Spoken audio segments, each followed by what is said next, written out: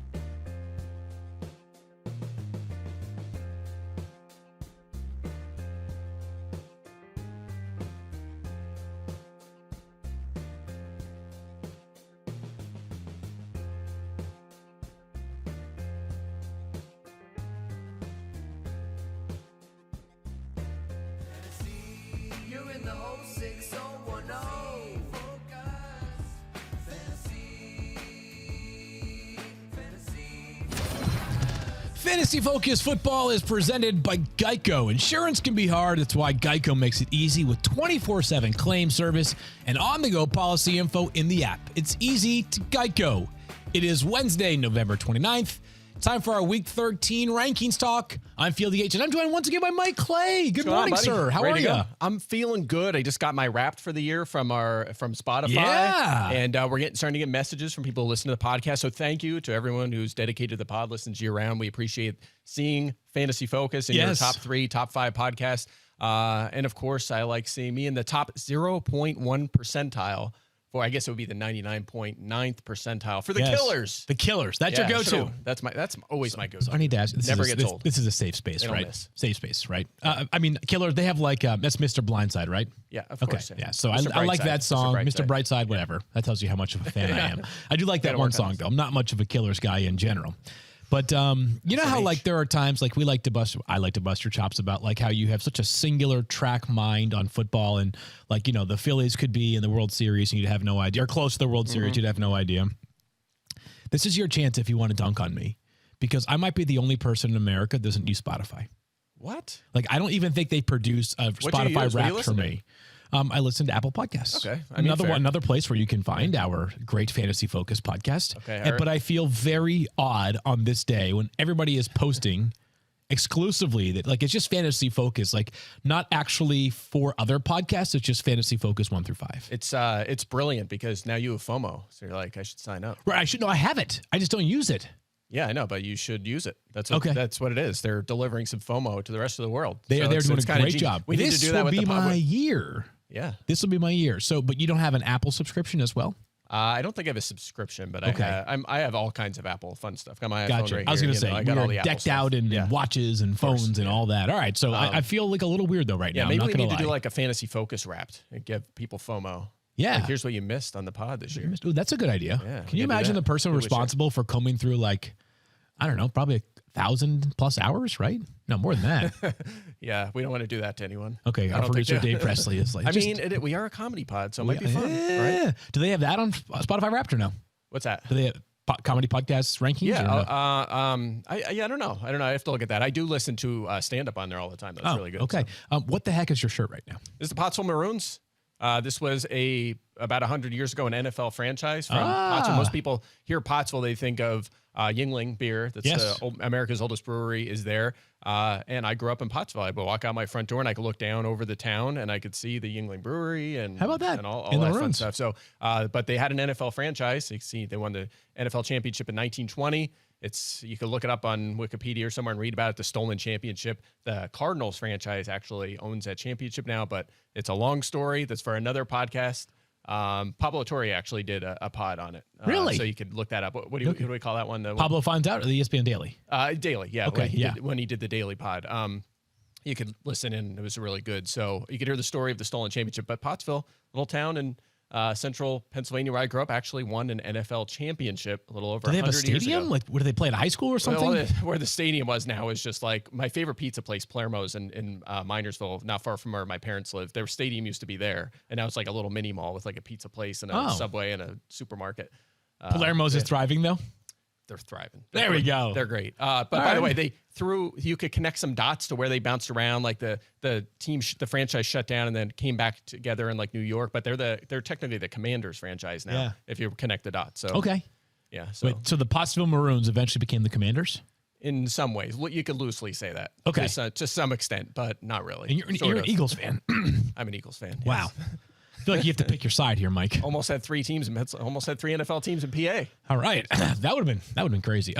So up on the show today, we're going to have some Week 13 ranking stuff. We also have some news, and we got this news sort of during the show yesterday, so we did a little bit of a reaction. But a shocking piece of news that Jonathan Taylor is going to miss some time. He had thumb surgery yesterday. Jim Irsay confirmed that to The Athletic. Going to miss some period of time. Sounds like multiple games at least here, Mike. So let's talk about Zack Moss, who was one of the fantasy rock stars earlier in the season, to the point that when Jonathan Taylor made his return to being a full-time player, my only thoughts were like, just shout out to you, Zack Moss. Like, I kept you on a couple of rosters, not just because you're super valuable insurance, but as a sign of my respect for the job that you had done when Jonathan Taylor was gone, because he was a top 5 running back with Jonathan Taylor unavailable. So Week 13, they play the Titans. How do you rank Zack Moss specific to this matchup? Higher than you. Yeah. Yeah, I'm at 6th in my rankings. You're at 12. I'll tell you why in a second, but you go first. Okay, yeah, I mean, I could have ranked him even higher based on what we saw earlier this season. Let's talk about those. I'm going to call it 4 games, weeks 2 through 5. Moss was out week 1. Week 5, Taylor played 10 snaps. He was very limited, so we'll focus on those 4 games where he was their clear feature back. 24.3 touches per game, 129.3 yards per game, 21.4 fantasy points per game with 4 touchdowns in those 4 games, the number 4 scoring fantasy running back those weeks. Also, I'll add this in, matchup specific. They are playing the Titans this week. The best game of Zack Moss's career came earlier this season against the same Tennessee Titans. How about this? 23 carries, $165 and 2 touchdowns. Also 2 for 30 through the air. 33.5 fantasy points that week against this Titans defense. So, yeah, as far as I'm concerned, he is at worst a mid-range RB1, maybe top 5, maybe a top 3 back. Yeah, I'll tell you why. And this is probably like, I probably will need to I will probably have to apologize by like Monday morning if this goes as it has gone for much of this year with Zack Moss. But it was almost impossible for me to believe what he was doing earlier this year when a guy who was a throw-in in a Nyheim Hines trade last year, who broke his arm and missed all of training camp, had turned into like Jonathan Taylor 2.0, and then he did. So I think part of me is hedging that like maybe what we saw earlier this year was sort of like the highest possible outcome for Zack Moss, and I don't even know what you would call it. Like, I guess gravity, or like not even like regression, but just like I'm budgeting in the possibility that, was he really that good? Like, is Zack Moss really this good? Now, Jonathan Taylor is definitely that good. The offensive, like the running game has certainly been a strength for Indianapolis this year. Do you think Tennessee is as bad as they played in that matchup against the Colts earlier this year against the run? They're mid-pack overall against running back. So not necessarily, but sometimes schemes just match up well against other teams. We see that all the time. Where like, seems like it. Like down to like the minuscule, like Boston Scott always scoring against the Giants. Like some teams just. Is that a scheme thing, or is it just a random thing? I think it's totally random. I know. I don't Eagles, at this point, it's a bit like the Eagles do it on purpose. Totally, they definitely do. Seriously, I don't have a great, compelling answer as to why I don't have him all the way up as RB5 or 6, other than just like, I couldn't believe that he was doing it when he did it earlier on this year. And I'm wary that I'm going to throw all my confidence behind Zack Moss. And to be clear, on every team that I have Zack Moss, there are 3 of them. He is locked into one of my running back spots. I will be playing him and feeling pretty good. I'm just budgeting a little bit of the possibility that maybe he hit sort of like the A+ outcome for a month straight during a season in which I would have never guessed that was possible. I will say this, though. If you look at the tail end of last season, he just picked up where he left off early this year. He was crushing it down the stretch for Indy. He had a couple huge games if you look at just his game by game late last season. So and not to mention his efficiency's been great, almost 5 yards per carry this year, last year, the year before. Yeah. I'll say that. And also the other part of this is he doesn't still have real competition. Trey Sermon is their next running back. I don't know if he's going to be more, maybe maxes out at 8 to 10 touches. So Moss could be another, what did I say? 24.3 touches per game. He's probably going to be around that this week. Trey So, Sermon was added in volume. a couple of leagues that I play in last night. I mean, I have no idea what role he'll have. Remember that, like, what I think if you added Trey Sermon, what you're hoping for is that the Colts don't do to Trey Sermon what they've done to Zach Moss recently, or at least not this past week, but the week prior. I'm guessing that Jonathan Taylor's thumb must have gotten banged up during the game last week, which is probably why Zach Moss started to see a bit more work, because was it the game against New England and Germany where Zach Moss had one total touch? One total touch. Maybe that's what Trey Sermon turns into. If that's the case, then I will prove to be too low on Zach Moss for this week. I mean, I guess it's not a big variable here, but I will say this, that timeshare was actually even early on. Moss was out snapping Taylor early in that game, and then Taylor just took control. I don't know if it was a little bit like take it easy on him early and then go with the hot hand sort of thing or whatever, but nonetheless, I don't think it was related. I think the team maybe didn't know or thought it was a minor injury. So actually, what was it? Stephen Holder said that he talked to Taylor after the game and there was no mention of it. Yeah, he's totally fine. So I don't know. That's a weird one. We use this term probably too loosely, but Zach Moss legitimately has league winning upside because he was available in 41% of leagues last night. Hopefully you grabbed him if you were in one of those 41% of leagues. The fab was spent in my leagues. Yes, it was. Yeah. We have, by the way, Zach Moss was a guy that we liked in the pre-draft process. Oh, I loved him. If we have some time at the end of the show, you and I are going to dive into some 2024 draft prospects. My top 5 by position dropped earlier today on ESPN.com. Yeah, I'm excited. We're going to get to that. So let's talk some rankings, and let's talk we can kind of use that as a launching point to a Week 13 preview as well. Patrick Mahomes, no surprise, he's inside our top 10, Mike, but I still think there is people wanting to know exactly what our outlook is for Mahomes. He played way, way better last week, and I'm not trying to say that 20-plus fantasy points is a bad thing, but it was just over 20-plus fantasy points, right? In a week in which we saw Josh Allen go for 43 and Dak Prescott go for 33 and Jaylen Hurts go for 30-plus, right? You're reminded of what, like, nuclear quarterback play looks like in fantasy football. We still didn't get that from Patrick Mahomes this past weekend, but we got a very serviceable effort. What is the outlook in your estimation against the Packers, and what might that mean for rookie receiver Rashee Rice as well? Yeah, first to your point, 20 points is fine. Like, you get 20 out of your quarterback, you feel fine with that, but it was enough for QB8 for the week with everybody playing last week. So, I mean, think about it. If you're in a 12-team league, you need a top 6 score to really have an edge. He wasn't that, even in a week where he hit 20. And that's kind of been the theme this season. In his last 8 games, Field, he has 2 games where he's reached 20 fantasy points. Out of 8. He also has only 2 games with more than 2 touchdowns this year, which is unheard of for Mahomes in this offense. 0 rushing touchdowns, obviously knocking his stock down a little bit. But again, it was a trend in the right direction. It's still Patrick Mahomes. It's still the pass-heaviest offense in the entire NFL. And I would say a neutral matchup against Green Bay. Green Bay, it is in Green Bay, so it could be cold. We'll see what the forecast looks like, but it's cold in Kansas City all the time. 10th fewest fantasy points quarterbacks, not too worried about that. So we're starting Mahomes.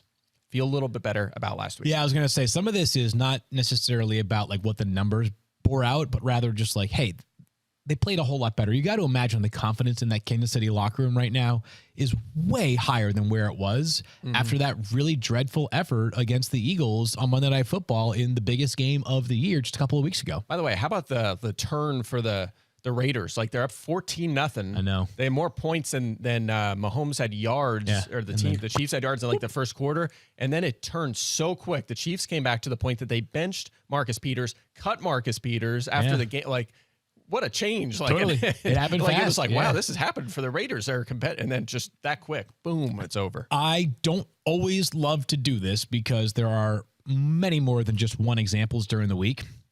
But Patrick Mahomes actually did have another touchdown pass in that game against the Raiders. Isaiah Pacheco had a screen in which he was clearly in the end zone. It was one of those plays where the ref was running from behind, so catching up was hard to get a good view of it. But on replay, it was pretty clearly a touchdown. The Chiefs did not challenge it. They just ended up scoring on a half-yard run from Pacheco on the very next play.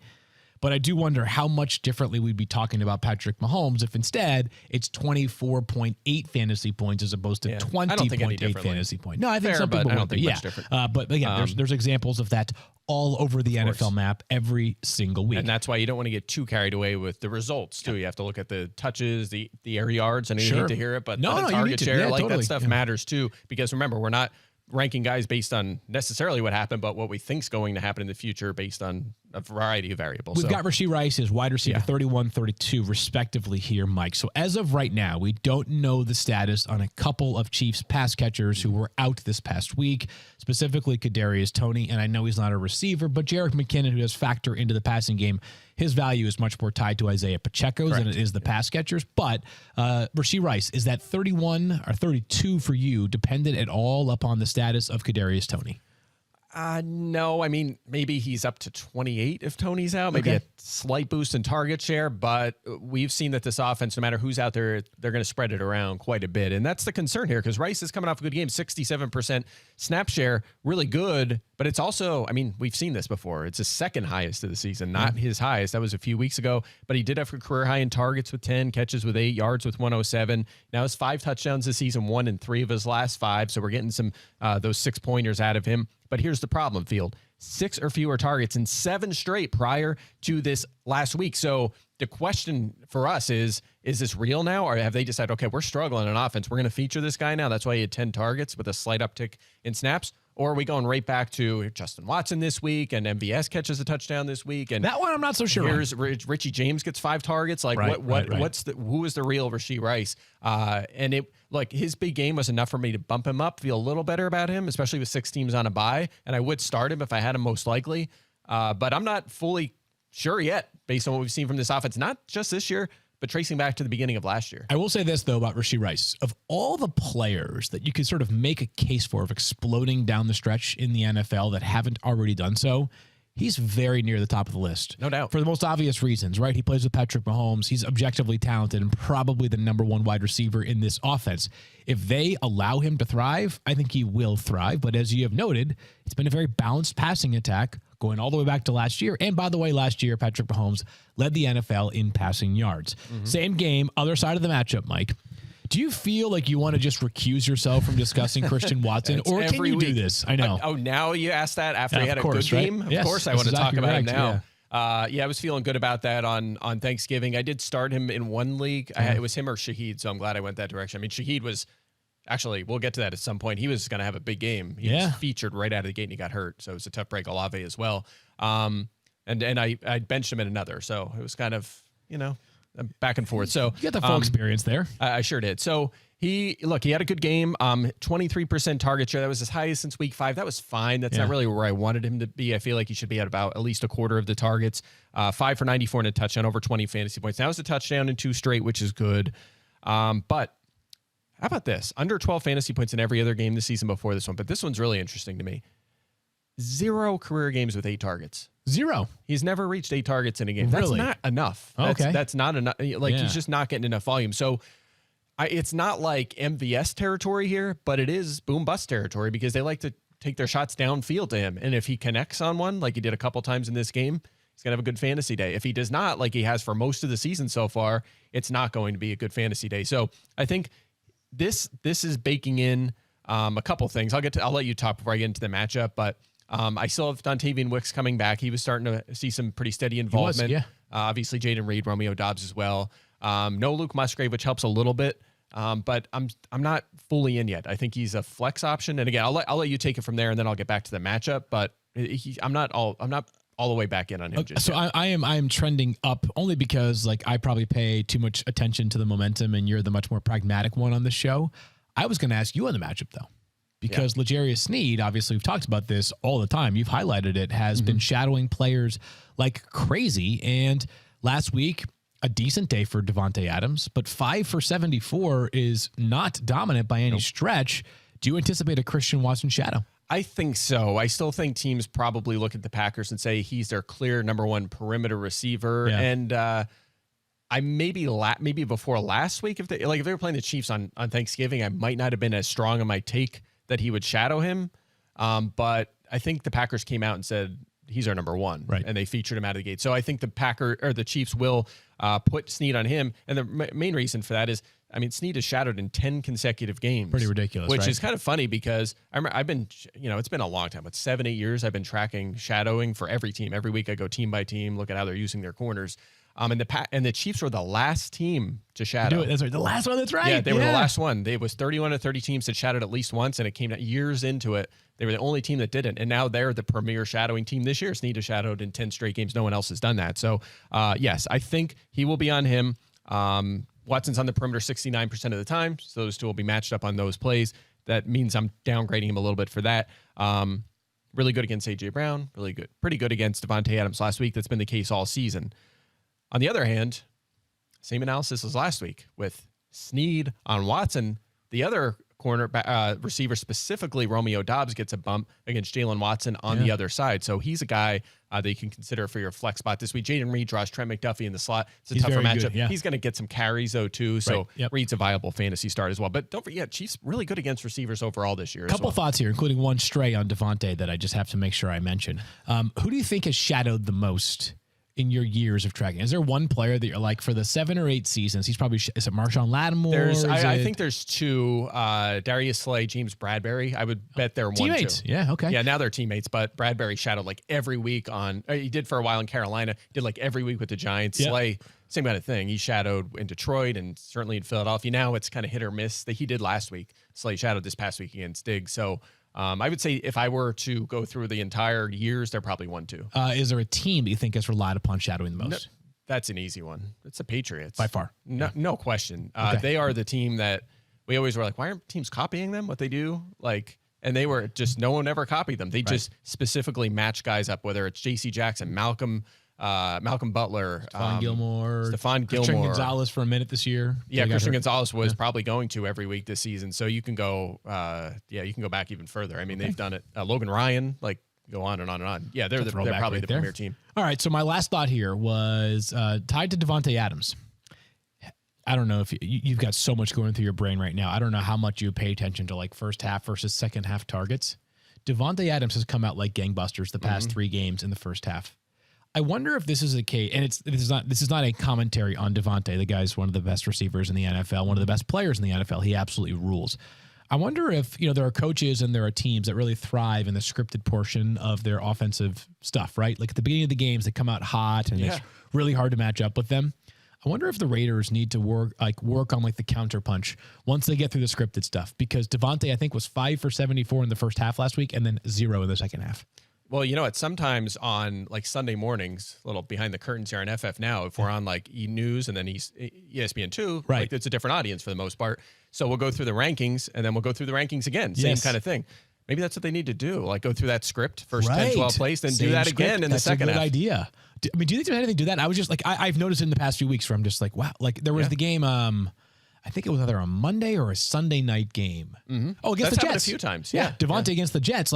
He was crushing it in the first half, had 15 fantasy points in the first half, and then had 1 catch in the second half. That's like Terry McLaurin. I feel like same thing. It's the greasy wheel thing. All right, we're going to get him a bunch of targets out of the gate. All right, he got his targets. We'll just run our offense now. Yeah.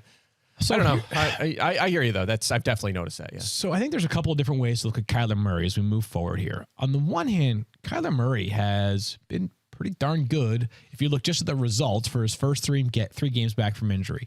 I wonder if there's a little bit of unsustainability to it for one very specific reason here, Mike. Kyler has a rushing touchdown in every game that he has played in, including a robust 2 rushing yards this past weekend. Good enough, though, for a rushing touchdown. He has yet to throw for 275 yards in a game since he has returned. We have him as a top 10 quarterback this week, but does he make you nervous at all? Going forward, no. This week, yes, because of the matchup. But I mean, he doesn't have 275, but he does have at least 200 rushing yards or 200 passing yards in every game. Has a couple passing touchdowns, and of course has 3 rushing touchdowns. He's not going to keep scoring rushing touchdowns, but they might be converted to passes, and also he's going to add rushing yards. We know he has that in his arsenal. So except for last week when he had 2. Yeah, sure. I'm saying in general, that happens. I think in general he's fine. He's been a top 12 scorer every week, so I think he's kind of back as a QB1. He's 17 plus fantasy points in every game so far.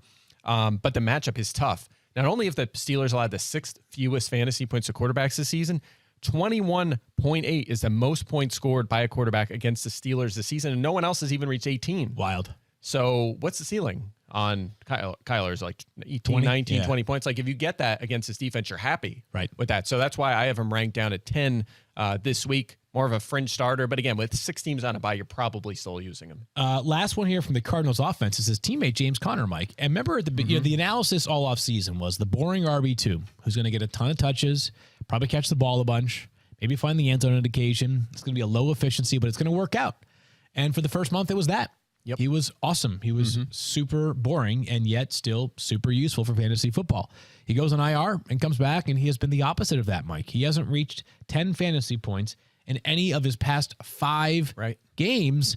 Now, his efficiency remains very low, touchdowns non-existent, and Michael Carter getting target work now for the Arizona Cardinals, former Jet, who had 4 catches this past, I think, for 7 yards. But still, those targets that are not going to James Conner seemingly are going to Michael Carter instead. Yeah, so I know some people are listening now and they're thinking, well, it was a blowout game, right? He probably rested late, and there's some truth to that. But the problem is we were seeing a change early in this game. Yeah. That's my concern. So he handled the first 5 carries for Arizona, then only 1 of the final 8, and that was actually in the third quarter. So it's not like he got 1 in the second and then disappeared from the game.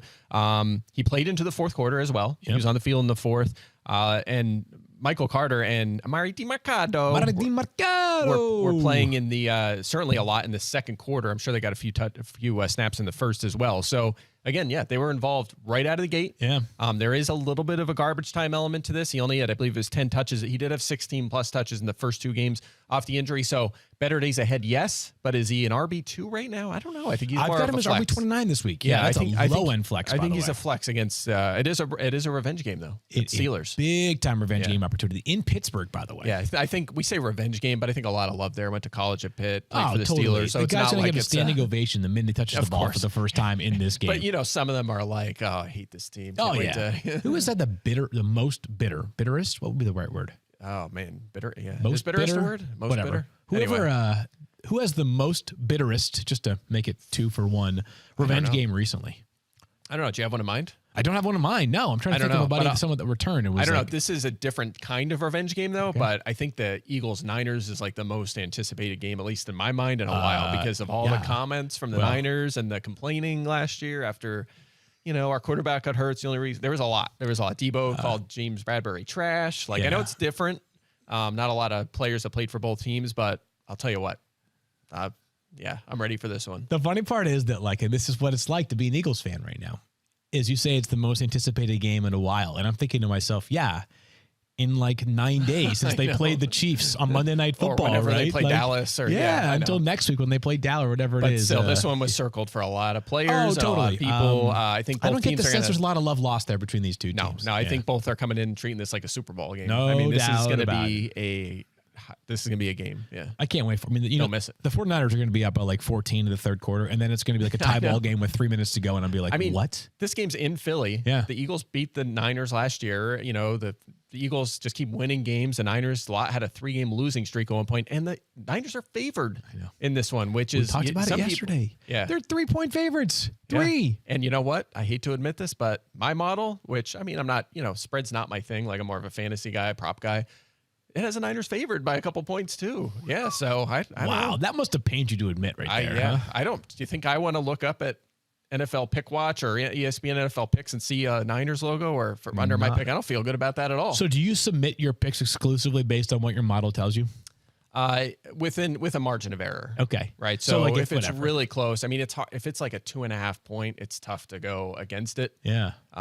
Because then what am I doing? I should be adjusting my model. But if it's like a close one, Well, but here's the thing, though. It actually kind of works out when, if the model picks, you win both ways, right? If the 49ers win, you got the right pick. Yeah. If the 49ers lose, your Eagles win, you don't care. You're 11-1. And you've probably all but cemented the number 1 seed, which you may have anyways, but it pretty much, it might be blouses if you finish it. I guess you got to take care of the Cowboys one more time as well. Yeah. But Dallas has an imposing upcoming schedule that includes Kansas City and Buffalo as well. Yeah. I'd say the Eagles have to win one of the next 2. You don't want to lose to Dallas and the Niners. Don't want to do that. No doubt about that. All right. I lied. I said last Cardinal. We're going to come back and discuss one more who I don't really have a great feel for right now. We'll discuss that after words from our friends over at Geico and Vivid Seats. Are you overwhelmed by insurance? Make it easy. Get all your insurance in one place with Geico. Plus, get 24/7 claim support and on-the-go policy access with the award-winning Geico mobile app. See how easy insurance can be and go to geico.com. Level up your game day with Vivid Seats and get great tickets to the biggest games of the year. Plus, with Vivid Seats rewards, you can score free tickets, surprise seat upgrades, an annual birthday discount, and more. They're the only ticket company in the game that rewards fans for every purchase.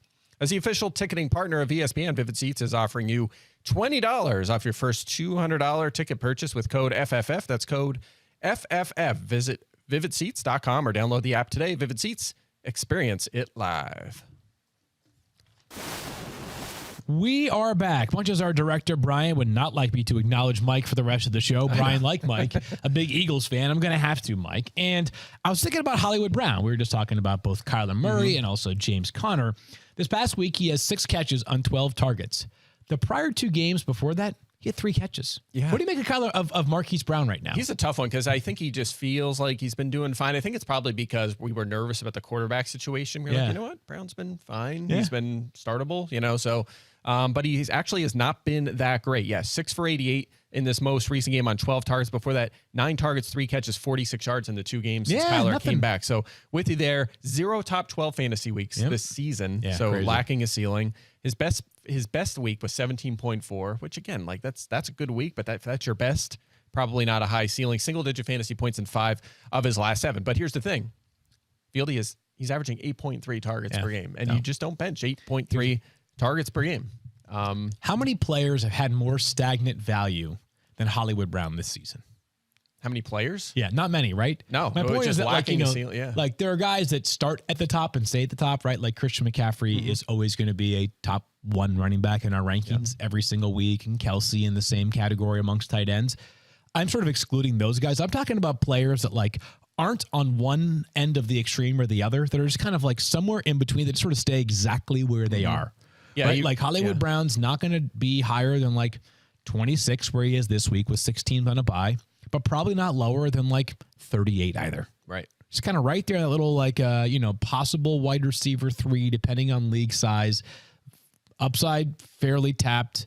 Downside, on occasion, will be a clunker, but the target volume's good enough that you're like, yeah, I mean, he could find his way to 5 catches and 64 yards this week, and it wouldn't surprise me a bit. Yeah, no doubt. And by the way, fascinating matchup this week between how's the connection with Kyler going to improve? And they're going to be against the Steelers. Can they get him going after a better week last week? But also drawing the shadow from Joey Porter Jr., likely one of the few guys I projected to shadow this week. He just shadowed over the last 4 weeks DeAndre Hopkins, Amari Cooper, Jamar Chase, and did a really good job. But the thing is, the quarterbacks in those games were Will Levis, DTR, and Jake Browning. So how much of it is Joey Porter? How much, slowing elite receivers? How much is it the quarterback play? Obviously, Kyler's the best quarterback of those 4. We'll see what that looks like. Because they're playing the Steelers, there's like a 12% chance that Shefty's going to break some news later this week that the Cardinals have decided to play Clayton Tune instead. I mean, there has to be, right? They're playing the Steelers. The Steelers only play weird quarterbacks. Oh, yeah, gotcha. That has to be, right? Funny. Yeah. Like, it just feels like it's just how things end up shaping up. So often with Pittsburgh, who, after they play Arizona this week, might play Bailey Zappi the following week on Thursday Night Football. Do you know the Patriots have 3 straight primetime games coming up? No, they don't. Thursday, Monday, and Sunday, back to back to back. I was thinking about that. You and I, what do we do when we're driving in to work? We think Random about football stuff. Who's the worst team in the NFL right now? I was thinking about what would the most extreme matchup be right now? Like the best team in the league, say Philly or Niners, whoever you like, against the worst team. Are we talking the spread or no? Well, what would the widest spread be? Yeah, who would who's the worst team right now? It'd be Carolina. You think Carolina would Belichick just gives like too much. New England would beat the Belichick factor would be enough to beat Carolina. That's probably be fair. favored. Yeah, that's probably fair. I was like Cleveland and Jets. The defenses are too good. I was trying to figure out who it is, but it's probably like in spread. It's probably Carolina or New England, right? I mean, they're the only 2 teams. Which is unbelievable. I'm sorry, Arizona's got 2 wins as well, but those are like those 3 teams might well be locked into top 3 picks right now. Yeah, because they now have the 2-game buffer between Chicago and a handful of others. Chicago got their 4th win on Monday night. Like, that's probably our top 3 picks. Yeah. So, of course, Carolina, New England, and Arizona. Yeah. Carolina plays in such a bad division that they do actually have some games that would appear winnable on paper. Like, I think they play each of their division foes once more. but they're so bad that I don't have a lot of confidence there. No, especially with all these coaching changes too. So yeah, I'm with you. That's gonna be interesting. But again, look what Houston did. Next year we could be talking about New England in the playoff race if they hit on Caleb Williams or something. So thoughts on quarterbacks change fast in the NFL. Yeah. I guess sort of more Cardinals talk. This has been a very Cardinals heavy focus show, which I can't imagine we've done that too many times. But I was thinking about the Najee Harris, Jaylen Warren backfield, Mike, as one does, because you just talked about how it's a good matchup or you have talked about it's a good matchup for the Steelers wide receivers this week because of the inexperienced Cardinals secondary. The only player who might have a better matchup than Deontay Johnson might be whoever gets the ball in the backfield for Pittsburgh, because the Cardinals cannot stop anybody on the ground. That's been a consistent theme all season. At one point, they were one of 3 teams to allow more than 20 fantasy points per game in the entire NFL, and Kyren Williams turned into Barry Sanders last week. There it is. I was just going to say, how'd they do last week? Yeah. Not great. Second most fantasy points and second most yards, touchdowns with 18 in fantasy points to running backs this season. God, so brutal. It's been rough. And the only team that's worse is Denver, and they've actually been a little bit better lately. They're still not good, but they've been a little better. I mean, they've been better, but think about how much of one outlier game, that 70-point outburst in which Devon Achane had. But still, they're still giving up like 130 yards to running backs a game or something. I'm just saying that number could be actually better than Arizona, if not for the Miami game. But the Miami game counts, people. I get it. I know people get mad when we say if you take out one game, it does count. I promise that. No, I hear you. I agree. I think the question really is if you have the preference, who you going with, Warren or Harris. I think the answer is Warren at this point. I think the answer is both this week, right? Yeah, I mean, I agree. I have them 19 and 23, so ideally you're starting both guys, but I think the preference is Warren, who's playing pretty well. We just want to see more carries. He's 38th in carries. He's 7th in catches among running backs. But do you know, how about this? 5.8 yards per carry among 55 qualified running backs. That ranks first. Wow. His best yards per carry in the NFL. So Warren has been awesome. We're firing him up. Just want to see it. Just a pinch more volume. The problem is, I don't think it's coming. It's not happening. Harris is playing fine. He's playing. Not only is he playing fine, he's a first-round pick. He's a guy that they've talked about being like a leader for the franchise, a beacon to the future, all the things that Zeke Elliott stuff. Yeah, within the culture of the Pittsburgh Steelers, which is absolutely incredible, as we know. Of course. And when you're 7-4, right? You don't rock the boat when you're 7-4 with one of your most heavily invested and high-profile players. You just don't do it. I'm with you. I mean, look, if I was running a team, which I'm not, but if I was, I would operate my backfield this way. I wouldn't spend a first-round pick on a running back, especially when my offensive line is horrific, but as they did a few years ago. But I would want to use multiple backs. I wouldn't want a 90%, snap sort of back. I would build it around 2 guys. So I think from a fantasy perspective, we want more Warren, but from the Steelers' perspective, they're handling it the right way. It's not going to happen. But I wanted to specifically flag them for rankings chatter, because if at the end of this weekend we're like Najee and Jaylen Warren had over 20 fantasy points each, I'd say, yeah, that checks out. Yeah, against Arizona, 100%. It's the juiciest matchup there is right now, other than Denver, even though I personally would rather have my backs face the Cardinals than the Broncos right now. And by the way, it is maybe we'll get to this later in the week, but great matchup for the whole offense. Arizona, a mess at corner. They were missing Antonio Hamilton last week, and they still benched their top corner, Marco Wilson. They're just how long has it been since they solved corner? I mean, it's Patrick Peterson, when he was at his prime, but Byron Murphy, you left for Minnesota this year. He was their best corner. They can't solve that position. All right, last one here on the rankings talk, and then we're going to dive into some future fantasy stars, guys that are eligible for the 2024 NFL Draft. So right now, and it's Wednesday, we haven't even seen whether did the Saints practice in the morning? I don't know when the Saints practice. I assume they practice in the afternoon. I don't expect Chris Olave to be out there on the field. I don't know. I do not expect Rashid Shaheed to be on the field. Yeah, he's looking like a long shot, yeah. Michael Thomas is on IR. That's 1, 2, and 3. Yep. Lynn Bowden Jr., Let's A.T. go. Perry, or could this be a Juwan Johnson week, Mike? I think so. I think we saw a little uptick last week. 7 targets. 7 targets. That was a season high. Also season high in yards, which, a modest 45 yards, which actually is like a decent number for tight ends. Yeah. Like if you look through the yardage each week put up by tight ends, you're gonna be like, a lot of guys in the top 10 are like in the 30s. Yeah, That's just not a big yardage position. Only 1 touchdown this season for Johnson. But again, if all 3 are out, I think we're gonna see the tight ends more involved, as Johnson was last weekend. It flew under the radar, but Taysom Hill had 81 yards in that game as well. So I think you'll see both of them involved. Maybe even Jimmy Graham's activated. Foster we were talking Moreau's about there. that yesterday. Did you hear that Dennis Allen was referencing the idea of Jimmy Graham impacting the wide receiver room? Oh, really? No, I did not see that, but it makes sense that all 4 would be activated because, again, you're you're in a tough spot. I mean, it's going to be when they have 3 receivers on the field. It's going to be what are you doing? Keith Kirkwood. Yep. It's going to be Perry, and it's going to be Bowden. Yeah, there's very much long shot potential for Sunday's fantasy football now, somewhere in that Saints offense. That's true. You got to dig for one of these guys. You got to find one. But yes, I have him as a top 12 tight end this week. By the way, Shaheed looking doubtful. Olave is a shot, but we'll see. That was a head, right? We have no idea. It's concussion, so we have no idea whether he'll be available or not. Obviously, given how high profile of a player he is, you all will know by the time there is any sort of clarity on his status. Right. I have Shaheed not projected in the game. We don't have him ranked. Olave is still having the projections. Well, that may change based on reports. Totally. Yeah. We'll keep our eyes out there on Chris Olave's status. He was unbelievable last week prior to that head injury. 7 catches for 114 yards. And they put the Lions.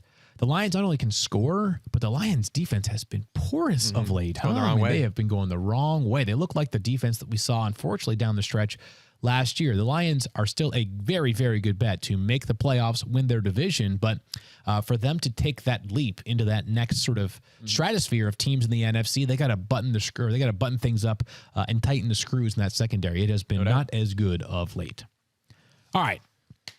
Let's do it, Mike. You ready? Right. How much time do we have? Plenty of time. We got plenty of time to do this. We can figure out how we want to do this. You want to take the driver's seat? You know, you being the NASCAR aficionado, I will be the I don't know what I'll be, but you will be Jeff Gordon right now in his prime. Jeff Gordon in his prime. That's high praise. It is. And I don't actually know this. Like Jeff Gordon's probably what now? Mid-50s? If I had to guess? I would guess so. Yeah. If they needed him to race a car in a NASCAR race soon, could he do it? I'm sure he could. Yeah, I'm sure he's behind the wheel here or there, but he's now like in the front office for Hendrick Motorsports, right? Like that team now. He's a big time spot there. The Rainbow Warrior, that's him, right?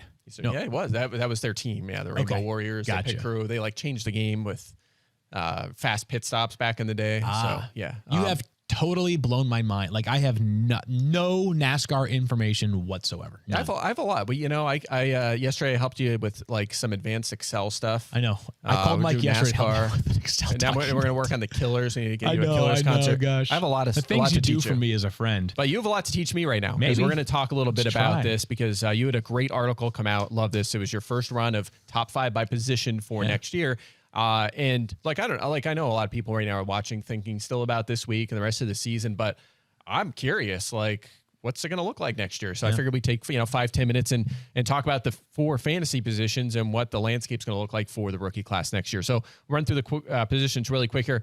Quarterback. Okay. CJ Stroud this year made an impact in fantasy right away. That's pretty rare. So the question here is, are we going to see it again next year? Who are the top quarterbacks from this class? Who's going in the first round? Who can make an impact? And he's one of these guys who's going to be the first overall pick in super flex drafts. Not only do we have 2 quarterbacks that are going to go in the top 3 picks this year, most likely, but we have 2 quarterbacks that I think will go extremely high in super flex leagues, rookie startup leagues, you name it. And I'll talk about the wide receivers in a second. But this year's class, none of us were saying like, wow, CJ Stroud or Bryce Young speaks and just drips like immediate fantasy superstardom, right?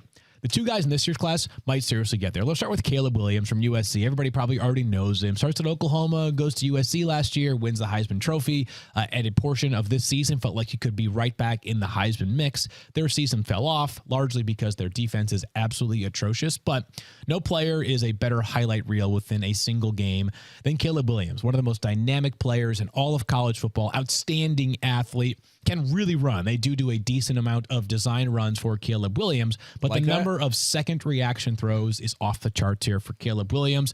I think player comparisons can be valuable. I also think they can be a little bit dangerous. I love them, though. Yeah, but there are, so I've decided to kind of use traces of or signs of. And the player you're going to hear a lot with Caleb Williams is Patrick Mahomes in terms of the magic that he can bring. As you were explaining. It's the stuff that he can do that other players not only can't do, but wouldn't even have the vision to see, to try to do, is just remarkable. The number of times where he's running to his left and throwing the ball 25 yards down the field, opening up his shoulder, it's just remarkable within the course of a game. I think in terms of film exposure, clearly the best player that I've scouted so far this fall, as we know, with quarterbacks and I hate that we have to bring this up, but you remember some of the stuff that was being questioned about C.J. Stroud after he took that S2 test, which apparently did not process well. Seems to process pretty well, at least in my eyes so far. But with quarterbacks, there's much more to it than just what we saw on the field. But if the draft were held today and there was no more scouting to do, I think Caleb Williams goes number 1 overall and has serious fantasy upside right away. He's not Lamar Jackson, but there is some... not quite as twitchy as Kyler Murray, but there is some Kyler Murray type potential from a fantasy perspective of not being a top. I guess Kyler was at one of his points, sort of where Kyler is right now as a runner, right? You could see 30 rushing yards per game from Caleb Williams from Jump Street. Wow, that's huge. I mean, CJ Stroud is kind of the exception because pocket quarterbacks are not fantasy relevant as rookies. It's always guys that do a lot with their legs. Even Justin Herbert had 4 or 5 rushing touchdowns and some yardage. So that's big, if he's going to add value with his legs. So good that you mentioned Justin Herbert, by the way, because Drake May from North Carolina, there you go. The comparison that people are going to throw out a ton is Justin Herbert. He's huge. He's 6'4", looks like he was born to play quarterback, comes from a family of athletes. If you follow college basketball, you remember his older brother, Luke May, power forward for a UNC national championship winning basketball team. Drake May actually led UNC, both obviously in passing last year, but also rushing. He can really run the ball. Keep in mind that in college, quarterbacks' sack yards go against their rushing totals. So he led them in rushing last year, even when accounting for the lost yardage from incredible. sacks. Yeah, so he can really scoot. It's not as much of design runs as you see from other quarterbacks around the country, but the guy is certainly very mobile, like Herbert definitely is, even if they do not design many runs for him out in Los Angeles. He's got an absolute cannon. I think between the hashes, just an unbelievable lights-out thrower. Be honest with you, Mike, it's been a little bit up and down in times this season. Carolina started really hot and has tapered off dramatically, in part because of Drake May. But he has had a big boost to his season since Tez Walker became eligible to play. We'll talk about Tez, I'm sure, a lot during the pre-draft process. But Drake May's got an absolute cannon. The guy has a very, very good rushing upside. A great kid, unbelievable, has meant a lot to that North Carolina program. And when there was opportunities this past offseason for him to go somewhere else with his name, image, and likeness business changing things so dramatically in college football, he stayed at Carolina. He and Caleb Williams, 2 really, really good players, really good kids, are going to go extremely, extremely high. Yeah, it's interesting now. It's almost like you assume these top quarterbacks add value with their legs. Fantasy is becoming a position where it's he runs a lot. So does everyone else. It's more like if you don't run, it's a problem at this point. This is the era of Manning and Rivers and Brady. That's kind of behind us. It's totally, very, it's Kirk Cousins is the only one on the fantasy radar who's a 0 at their legs. Maybe Brock Purdy, he runs a little bit. Tua right now in the good games. Yeah, that's a good point. But that limits him too. It does, he just don't have that. He doesn't have that much of a ceiling. So Drake May can definitely scoot. Athletically, the upside is I say Justin Herbert. I think it's better than Joe Burrow. He's a legit athlete. There's no two ways about that. All right, good stuff. So they're probably early first rounders, probably the 2 quarterbacks going in the first right now. Picks, maybe someone sneaks in the first round. Yes, and I think if I were doing, yes, there are possibilities for other quarterbacks in the first round. We got to see whether Shedeur Sanders from Colorado, unlikely to declare, whether he comes out. Okay. We have to see whether or not J.J. McCarthy from Michigan declares. There's some momentum towards him declaring. There are others who are skeptical of it. He could return to Michigan, obviously a great program, going to compete for a national championship both this year and probably next as well. But the fantasy wild card amongst quarterbacks is Jaden Daniels from LSU. No player has improved his stock more this season than the former Arizona State quarterback. And of the guys that we've talked about so far, this is the best dual threat. Yeah. If you watched him against Florida a few weeks ago, you saw him absolutely dazzle. This is the kind of guy that is just as likely to rush for 100 yards in a game as he is throw for 300 yards. They've got awesome receivers in LSU. Both Brian Thomas and especially Malik Neighbors will be very, very high draft picks. But that's not just because of Jaden Daniels has helped boost those guys up, no doubt. He's been unbelievable this season. He's not a super big guy. If you see him, kind of has an ordinary frame about him. In the open field, though, no one's Lamar Jackson, but this is the closest to Lamar Jackson in terms of athletic ability amongst the quarterbacks this season. He's a super plus athlete and definitely can scramble at the next level. He might have the clearest path, if he is a starter right away, to a fantasy floor, because he could easily rush for 45, 50 yards in any given game. Sounds like that perspective sounds like Anthony Richardson a little bit this year, where it's like we're bumping him up in fantasy because of what he can do with his legs. He's been a much more pristine thrower this year than Anthony Richardson is, but he's not. I mean, he is not nearly the imposing athlete that Richardson is. Like, Richardson has the chance to rush for 10 touchdowns every season. That's not going to be the case with Jayden Daniels, because his are going to have to be sort of scrambles or like the occasional quarterback sneak for a touchdown. Whereas Richardson, every time they have the ball from the 5-yard line or in, as a defense, you're wondering, is it going to be quarterback draw? But he's awesome, super talented player. All right, so we'll keep an eye on that. Obviously, first round pick is huge in terms of quarterbacks that work out and don't. There are exceptions. There's Purdy, there's Brady, there's Hurts, there's guys like that. But generally, it's first round picks. It's huge. Pedigree matters a lot at that position. Maybe a position where pedigree is not super important, but you generally want to be a day 1 or day 2 pick is wide receiver. Field, we have a guy that stands above, and if we're talking about like even in super flex, like. Yeah, Caleb Williams is probably the first pick, but he might have competition from some guy named Marvin Harrison Jr. He sure will. Yeah. Like, if you're already stocked in a super flex league, then at quarterback, then you're going to have an easy pick on your hands. It's Marvin Harrison Jr. from Ohio State. If you recognize the name, it's because his dad, of course, is a Pro Football Hall of Famer, Marvin Harrison Sr., the longtime Colt. And this kid has lived up to the name. That much is for sure on the football field. He's 6'3", 220 pounds. The comparison you're probably going to hear a lot during the pre-draft process is shades of AJ Green. Guy is just unbelievably fluid, great route runner, catches everything that comes his way. I feel bad sometimes because I've watched a handful of corners that are going to be good players in the NFL, and I've watched their non-Marvin Harrison Jr. exposures when they're covering other wide receivers. I thought to myself, like, I can see it. Then they cover Marvin Harrison Jr., and you're like, uh-oh, this might be a problem, right? Because this is going to be a walking top 20 wide receiver the moment he steps into the NFL. And if you're like, wait, a walking top 20 wide receiver, that's it? We are in a ridiculous age of wide receivers right now. Like, just get through the first 5, 6, 7. I mean, like, between A.J. Brown and Tyreek Hill and Devontae Adams and Stephon Diggs and Jamar Chase and Justin Jefferson, and I'm sure I'm forgetting a handful of others right there. Like, I didn't even think, and I got to 6 right there. Like, you could easily get to 10, 12, 15 without blinking.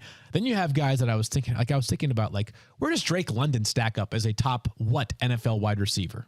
In terms of ability, it's pretty high. In terms of production, it's pretty darn low. But Marvin Harrison Jr., absolute freak. The combination of size, speed, catches everything. He is going to be a strong bet to be a top 3 pick, and probably a top 3 pick in fantasy leagues. I'm sorry, in super flex leagues as well for fantasy purposes. Yeah.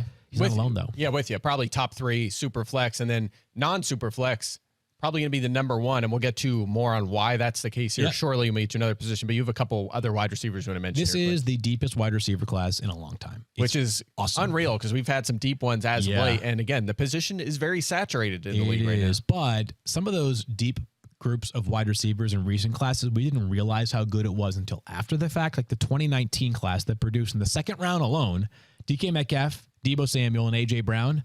We didn't realize coming into that draft just how deep it was. We knew they were good. These guys have obviously become megastars. There's going to be stars drafted in rounds 2 and 3 in this year's draft at wide receiver. Keon Coleman, Rome Odunze, and Malik Neighbors are going to probably make for the most compelling race in the entire draft at a single position. Who is the second wide receiver off the board? Keon Coleman from Florida State. 24% of his catches this year have been touchdowns. 11 of 46.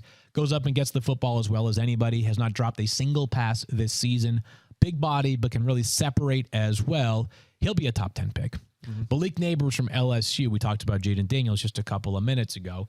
The guy is just an absolute surgeon right now. The guy cannot be covered whatsoever. He can fly.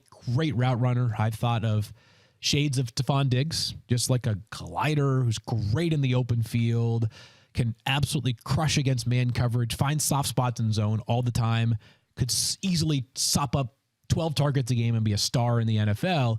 And then Rome Odunze, you probably have watched a lot of Washington this year if you like college football because they're always on. And Rome Odunze is kind of like does every single thing well. bigger than Malik Neighbors, not quite as big as Keon Coleman, but great route runner, catches everything that comes his way, super savvy, instinctive, has done everything correctly, big game production. Washington has kind of hit the skids a tiny bit, very relatively speaking, in terms of offensive output in recent games. And the one guy that just keeps finding the end zone, Rome Odunze. They're playing this game against Oregon State a few weeks ago. Absolutely ridiculous weather. I mean, it was like pouring rain, like inches at a time for the entire game. And everybody else combined for like 5 catches. Rome Odunze had like 10 himself. Like the big game pedigree is excellent. I think all 4 of those guys in the real NFL draft will be top 15 picks. Unreal. And which does not happen very often in the NFL. I'm sitting here like, I'm already nervous about ranking receivers this offseason. Like, oh my God, we're gonna be like Chris Godwin, wide receiver 41. I know. Like, it's just it's right? absurd. Like, guys are gonna go push down the board. I'm just curious to see what the running back position is going to look like in the future as the receiver position continues to get better in the league and running back continues to get worse. The teams just continue to get more creative with these guys in the backfield, like we've seen with like Jaden Reed getting all these carries and Rondale Moore in the backfield. Like, teams are just going to have to get more creative, and that brings me to my next point, which is you say wide receiver, one of the best classes in a long time. Running back, maybe one of the worst in a while. I mean, do we have a Bijan Robinson? Do we have a first-round running back here? What do we have? Be very surprised if we had a first-round pick this year at the running back spot. I don't know exactly where the first running back will go, but I'd be surprised if it was before pick like 40 or 45.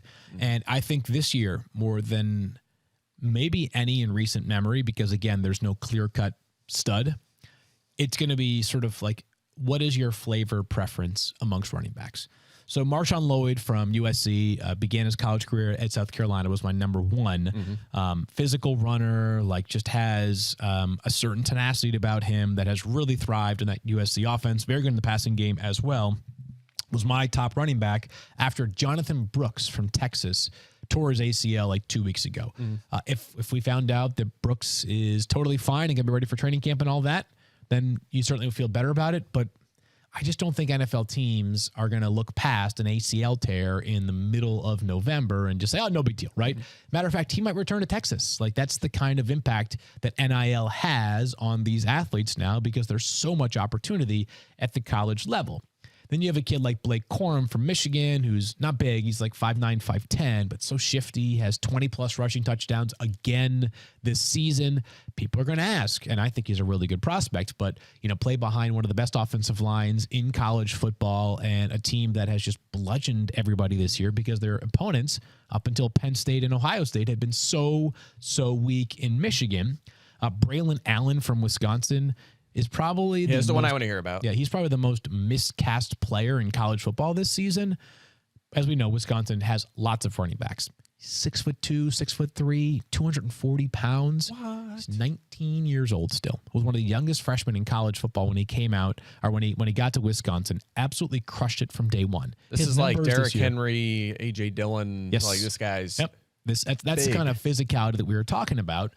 The problem is, yes, as many who watch college football know, Wisconsin forever was I formation, Big Ten, smash mouth football. This year, under new head coach Luke Fickell, they have adopted an entirely new offensive approach, and it looks like the rest of college football. Shotgun, spread it out, make everybody else have to defend as much horizontally as they do vertically, and that's impacted Braylon Allen. The tape has been less obvious in terms of his dominance this year compared to last, even with good production. It's going to take a certain style of team to find Braylon Allen as an obvious starter. But if you're looking for a guy that can absolutely crush it between the tackles, Braylon Allen would be your guy. All right. I hate to do the school comp, but 6'2", 230, 245 pounds.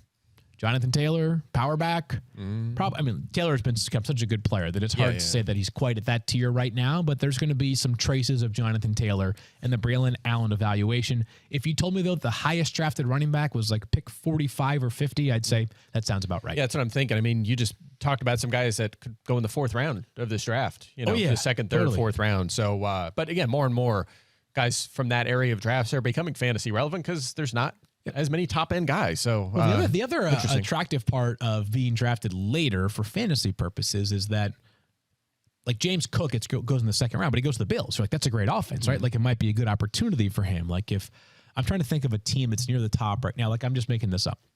Cowboys, if they don't keep Tony Pollard this offseason, if he leaves in free agency and then they draft Braylon Allen in the second round, you'd be like, holy cow. Yeah. Like, that right there is fantasy gold. Mm-hmm. But if he goes to a team that's like down in the dumps at the top of the third round, it's going to be hard because when you're down in the dumps offensively, it's hard to play power football because you're often playing from behind. Yeah, I think we had an example of that this past year with Zack Charbonnet. Let's just say Cincinnati they cut Joe Mixon and drafted Charbonnet when everyone was connecting that dot. Totally. Instead, he goes to Seattle, like the polar opposite. I mean, Charbonnet would have been like RB13 in our rankings. Instead, he was RB38 or something because he went to Seattle. So very landing spot dependent this year for those running backs. Yep, absolutely. Okay, so it's quarterback, receiver, and running back. Yeah. Generally, we could, kind of pass on tight end because, whatever. They're not going to be relevant in the first year. It might be a good prospect like a Trey McBride for down the road. Takes a while for tight ends to come around. Not this year. No. We have a potential superstar, a guy that's probably, what do you think, top 5 pick in rookie drafts in Brock Bowers? I think so, because the position that he plays, from Georgia, of course, came back from tightrope ankle surgery recently. And the thing about Brock Bowers that you like is he catches literally everything. If you want to have some fun and you have access to it, either go YouTube Brock Bowers against Auburn, or if you have like a scouting service that you can watch games from, it's hilarious. There's like a back-to-back sequence where it's like one play, like reaches out like and extends his arm as far as he possibly can go and just like snatches it in. You're like, damn, that's like the best catch I've seen from a player in a long time. The next play, he has a better catch. And you're just like, oh my God, this guy is ridiculous. He's an insane route runner. So good after the catch. The pre-draft process will be interesting to Brock Bowers. We'll see how fast he runs, and we'll see how many teams are as adamant about drafting a rookie tight end early, because we have seen guys like Kyle Pitts not exactly bear as much fruit. Whether that's a Kyle Pitts problem or, as we talk about often on this podcast, the offense that he plays in problem is TBD. But I think Brock Bowers is, I would say, top 15 to 16 pick at worst, if I had to guess. Yeah, that's going to be fun. I'm with you. It seems like first round tight ends take a while. Even the eventually they come around, like even Evan Ingram and David Njoku and TJ Hawkinson, like you go on, Brandon Pettigrew. It takes a little time. Flashback right there. Yeah, right. Yeah, but those guys, first rounders, it's just like, not in year 1, not even year 2. Then they start coming on. Like, that's why I'm not worried about Kyle Pitts. Yeah. He's so young. Bauer is going to be a curious case, right? Can he do like what Kincaid's doing, who actually started slow, or Sam Laporta, make an impact right away? Is the position changing at tight end, or is it going to be like it's been, and it might take him some time? Here's where he would thrive. The Jets, if their pick stays low, because they need a lot of pass catchers right now, but if they use like a top 11 pick on Brock Bowers, that right there would be an absolute. You'd have number 1, Garrett Wilson, obviously. Bowers to 2. You're probably going to add someone at receiver. It's not going to be Lazard. He's a healthy scratch last week. Breece Hall in the backfield. Rodgers under center. Yeah. The turnaround could be ahead for the New York Jets. All right, so let me ask you this. We got like a minute here. Really quick. Not super flex. Yep. So we're just drafting rookie draft. Who's your top 5? Really quick, just right now. You could change it later. Top 5. Ready. Number 1, Marvin Harrison. Got it. Number 2 would be Keon Coleman. Yeah. That's number what I thought 3, Malik Neighbors. Got it. Number 4, Rome Odunze. Number 5, Caleb Williams. Okay. With Jaden Daniels, Bowers 6. Bowers would be a little bit further down. Yeah. Who was your honorable mention? Jaden Daniels. It depends on where he goes, because if he goes somewhere where he's an obvious starter, then Daniels is going to be really freaking effective right away. Okay. Gotcha. All right, cool. So, wait, did you say him over May?